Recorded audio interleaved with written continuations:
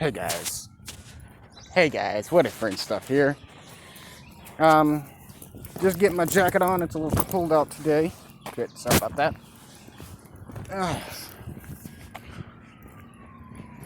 So, I'm gonna continue with what if Germany defied the Treaty of Versailles.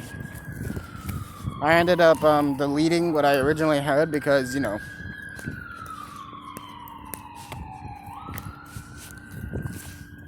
well, honestly, I think that was taking a bit of a fascist turn there.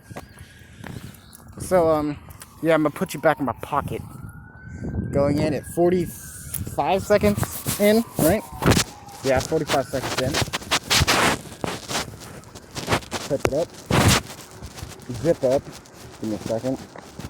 Chilly ass wind, guys. Hang on. Chin diaper.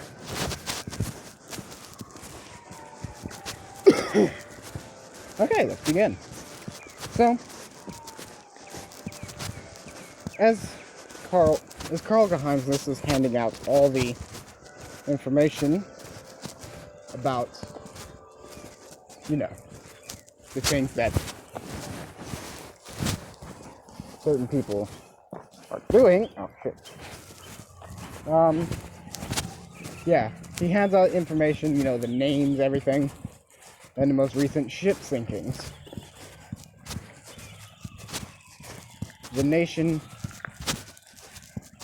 is in true mourning. Okay?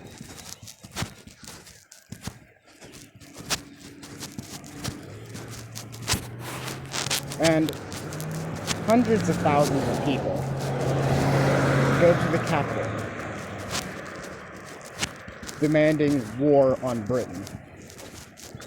Like, there's an influx of, like 19-year-olds, 20-year-olds, all the way up to like even a couple of 30-year-olds. Even World War I veterans are trying to get back in. Ones that weren't completely fucked from like a bomb dropping into the trench or something.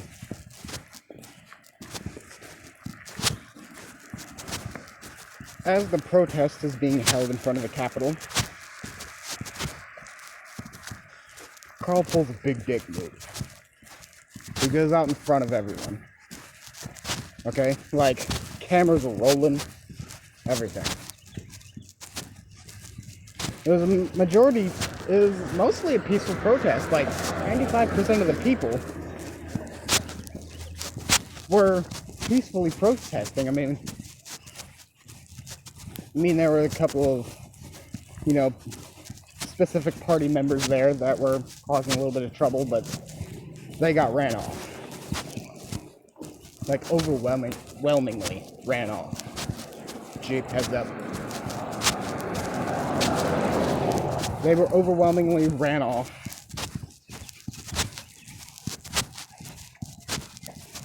The big scary C word that America is scared of for some apparent reason, they're not causing much trouble, so they allow them to stick around. Carl pulls the big dick move.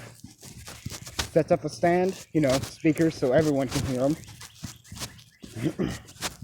And he addresses to them. There's, audio recorders and cameras recording. He addresses to them that war should be like a last-ditch thing if we cannot get Britain to cooperate. War is the last thing that we need. A lot of the World War I veterans, they kind of know where he's coming from on this stance. The public, a little confused.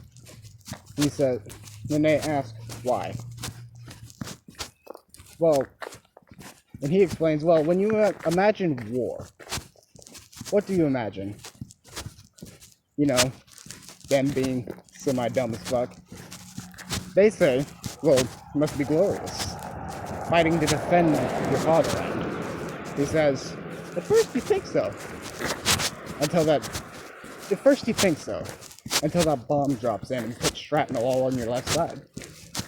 then it's not so fun. Like, at all. And then you have to worry about the gas, the machine guns, and you have other people with rifles trying to gun you down to defend their homeland. After a couple of weeks, you realize it's not so fun. So, you know. So the Germans, they kind of back off on the pro-war stance. You know, with Karl explaining everything.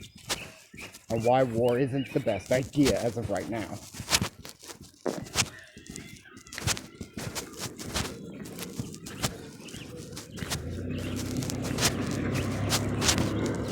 So, but there's still a lot of people signing up for the draft, being ready for it just in case. As, you know, as Karl says, we need to discuss this now. What is the best way? What is one way we can get you guys to stop raiding our merchant vessels? And the British say comply with the Treaty of Versailles. Karl, yeah, no, he just sends the British a video of him ripping up the Treaty of Versailles that Germany signed.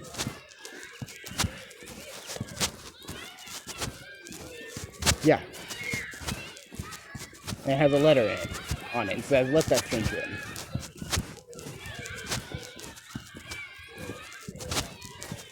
So,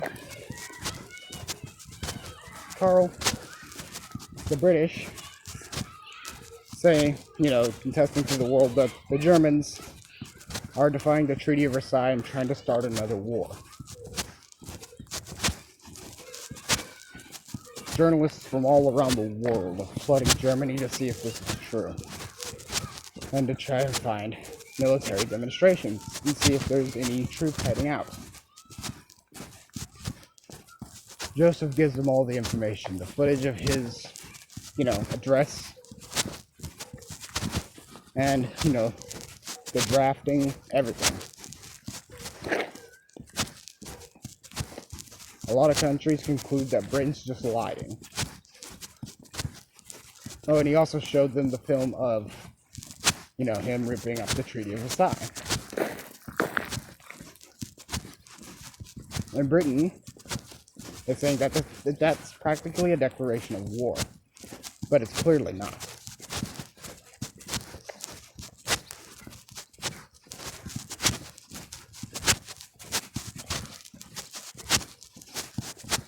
So, as you know, as the journalists are figuring out information, and of course all the British journalists, you know, trying to prove this, finding out this information, trying to get back to Britain, somehow seemingly disappear. So Karl does another big dick move, dropping pamphlets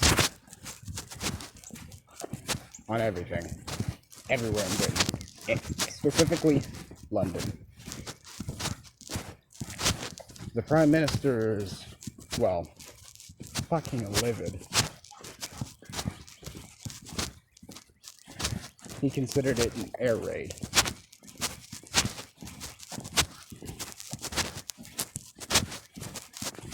And he called it an air raid. When the footage clearly shows, you know, pamphlets being dropped from the planes, not, you know, bombs. You know. Anyways, clearly pamphlets being dropped from the planes, not bombs. Not even opening up the bomb bay doors. Just throwing them out the windows. And, well, the British finally get the information But of course, a lot of right-wing journalists in the British in the British lands, they're saying that this was an air raid full of false information. They air raided false information to us. Of course, the right-wing populists in Britain take hold of that. The less radicals of Britain, I see the information and clear this. Not the Germans. They are preparing for war, but more to defend themselves if need be. Not preparing to openly attack Britain or another country.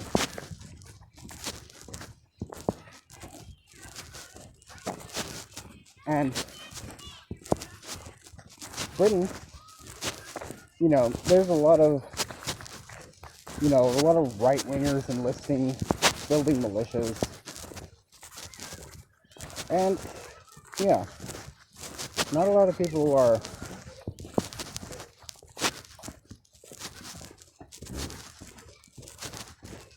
the United States, they don't know how to react. The more highly educated aristocrats seeing this information, so, they don't exactly agree with Germany, but they're not disagreeing with their actions either. They see their actions as rational, practically.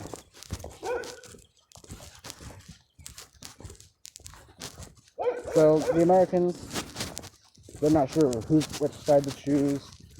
The Canadians, they honestly don't care. They're more concerned about the taste of their maple syrup. Sorry, if you're Canadian, guys. If you guys see this and, you're Canadian, I'm sorry. I'm not trying to be xenophobic or anything, but in this universe, the Canadians, they don't really care what Germany's doing right now. They're more concerned on, internal matters instead of external matters.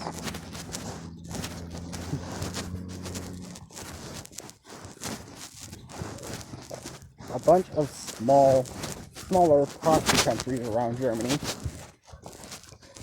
something weird is happening.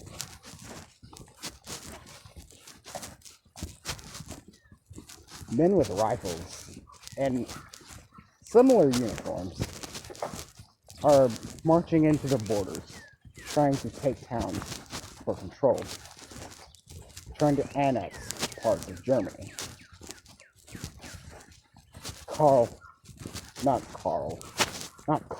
Why did I say Carl? Joseph Geheimnis. That's the current leader. Joseph Geheimnis.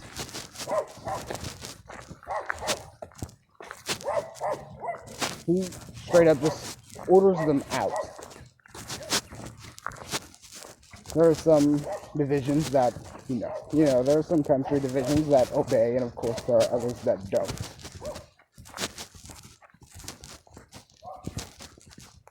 So, he sends the military in with a no-kill order, but to arrest and release. Under arrest and release orders.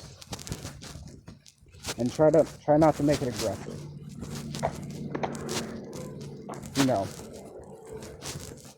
And unfortunately there were German deaths. There were 4 German deaths and 24 injured.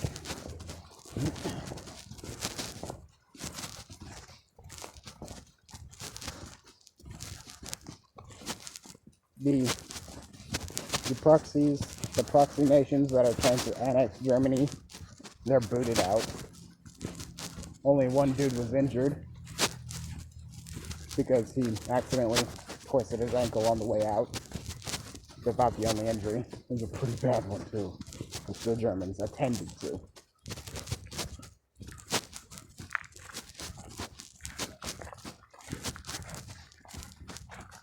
Yeah, the world, when they heard wind of this, they, saw that